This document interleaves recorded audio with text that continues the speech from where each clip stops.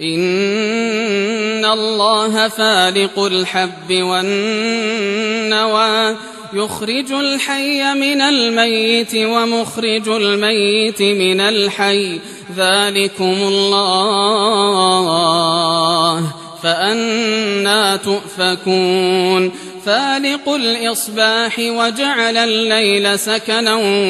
والشمس والقمر حسبانا ذلك تقدير العزيز العليم وهو الذي جعل لكم النجوم لتهتدوا بها في ظلمات البر والبحر قد فصلنا الآيات لقوم يعلمون وهو الذي أنشأكم من نفس واحدة فمستقر ومستودع قد فصلنا الآيات لقوم يفقهون